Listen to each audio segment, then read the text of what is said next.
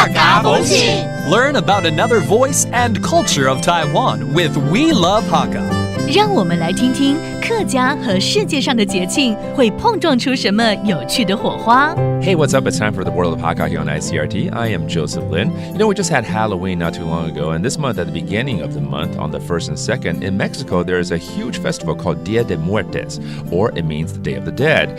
And it's a time where people gather together to have a joyful time and remember the deceased. How about in the world of Hakka? I think they also have something coming up called 义民节. So we have Mei Jiang here to tell us all about it. Hello, Mei Jiang. 大家好，我是妹长。我刚刚讲的亡灵节，可能你有看过那个电影 Coco。 Remember me。 哇，你会唱哎，对。好，我很喜欢。 Very good, she knows about this. How about in Hakka？ 就是我们在接下来是不是好像有义民节要举办了？嘿，共同这边啊，就是11月的时候呢，有非常重要的义民节。那可能有的县市还会办在7月份，但是呢，其实11月是有一些非常代表性的秋季大典。OK， 7月是有点要跟着中原普渡的感觉啦。但是11月份有哪一些可以来介绍呢？11月的话，一定要跟大家分享到的是有2大非常大的秋季大典。铁站呢，第一个就是行走给保总艇。OK， 天一站就会6队给总一艇。哦，我听到的是一北一南的感觉，对，要跑来跑去。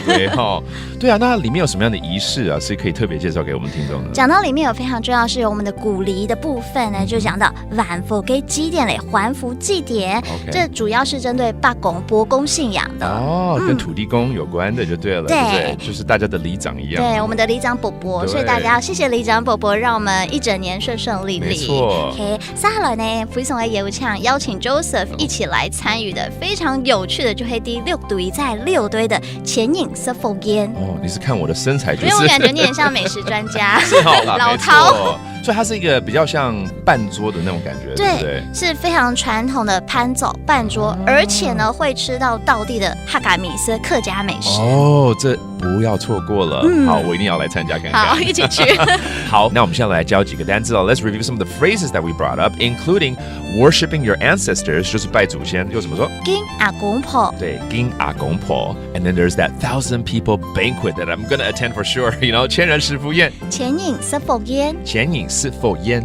哎，这吃完会吃饱饱。很饱。顺便教一下，吃饱了要说什么话？抱贝贝。这么可爱。嘿，就是那个 BB 是很壮声词，太饱了肚子就会哔哔咩。哦，抱 BB。There you go. That means I'm so full from eating.